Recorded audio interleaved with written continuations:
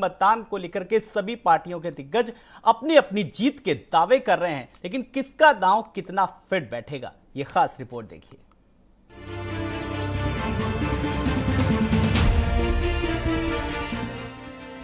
उत्तर प्रदेश में छठवें चरण का मतदान हो गया है।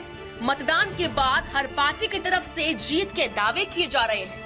किसका दावा सच्चा निकलेगा और किसका झूठा, ये तो 10 मार्च को ही पता चलेगा। लेकिन चुनाव पर नजर रखने वाले मतदान पैटर्न और पार्टियों के नेताओं के बदले हाव भाव को समझने की कोशिश की जा रही है कि 2022 विधानसभा चुनाव में मतदान किसके पक्ष में हुआ। BJP, Samajwadi party, BSP, Congress सभी के अपने अपने जीत के दावे हैं और अपनी अपनी वजह भी है। लेकिन जनता किसके हाथ में सत्ता की गद्दी की चाबी सौंपेगी, कोई नहीं बता सकता। अगर हम वोट देने आए हैं तो आंख बंद करके वोट देने का कोई मतलब नहीं होता है। हम आंख खोल करके हम जिस रास्ते से आ रहे हैं, अगर वो रास्ता सही है तो इसका मतलब विकास हुआ है। अगर वो रास्ता सही नहीं है तो इसका मतलब विकास नहीं हुआ है। तो हमको उस विकास को देख करके वोट देना चाहिए। राष्ट्र हित सर्वोपरि है, यही मुद्दा है और बाकी तो सबका वही है। मुद्दा तो विकास का ही है कि विकास हो। लड़कियां जागरूक हैं, अपना वोट दे रही हैं, वो समझ रही हैं कि वोट देने से हमारी सरकार बनेगी, तो वोट दे रही हैं।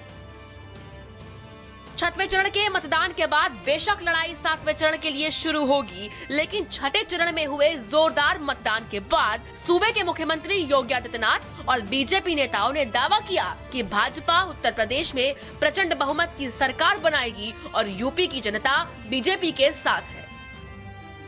9 जनपदों के उन सभी मतदाताओं से मेरी अपील है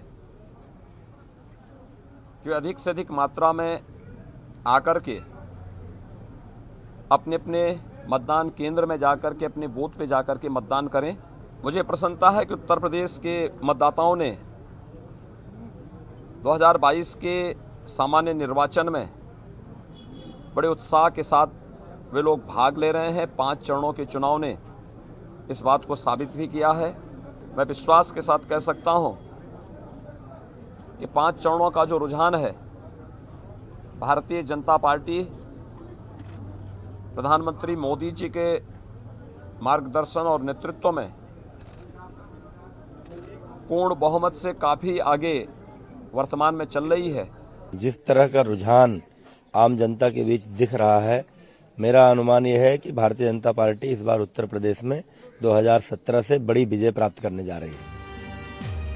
एक तरफ बीजेपी अपनी जीत के दावे कर रही है, तो वहीं समाजवादी पार्टी के नेताओं का साफ कहना है कि प्रदेश की जनता सपा के साथ है और इस बार बदलाव की तरफ देख रही है, क्योंकि चुनाव से पहले महंगाई, बेरोजगारी और किसान आंदोलन एक बड़ा मुद्दा बने थे और सपा के नेताओं को साफ लगता है कि जनता इन मुद्दों को लेकर ही वोट करेगी। बीजेपी हार स्वीकार कर चुकी है। उनके प्रत्याशी आपने देखे होंगे, आज जनता से माफी मांग रहे हैं। कोई दंडवत होकर के माफी मांग रहा है, कोई कान पकड़ करके उठक बैठक लगा के माफी मांग रहा है, कोई तेल लगा करके माफी कर रहा है। तब भी यहाँ का किसान और यहाँ का नौजवान बीजेपी को माफ करने वाला नहीं है। बताओ, माफ करोगे क्या साफ करोगे? जिस दिन 10 तारीख को वोट खोलेंगे तो उनके होश उड़ जाएंगे। जहां बम बैठे हुए बाबा विश्वनाथ, वो ही हरा रहे हैं बीजेपी को। छठे चरण की 57 सीटों पर गुरुवार को वोट पड़े।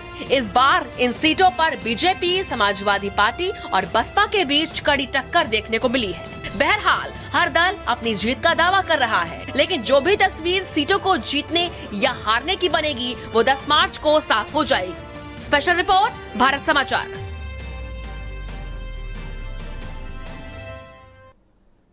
तो छठे चरण का मतदान संपन्न हुआ। यूपी